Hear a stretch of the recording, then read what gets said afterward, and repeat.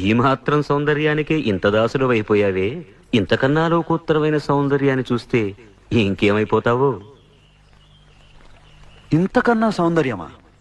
ఉండదు కాక ఉండదు. అరే ఉందనుకో ఏం చేస్తావు అంటున్నాను. అరే అనుకోవడానికి ఆస్కారమే లేదు అంటున్నాను. అరే ఒకవేళ ఉంటే ఏం చేస్తావు అంటున్నాను. నా హృదయం అంతా నిండి నన్ను తనలో నింపుకునే సౌందర్యమే ఉంటే ఉండదయ్యా స్వామి. అరే ఉంటే ఏం చేస్తావయ్యా? ఆ సౌందర్యానికే దాసోహం అంటాను. అయితేరా చూపిస్తాను.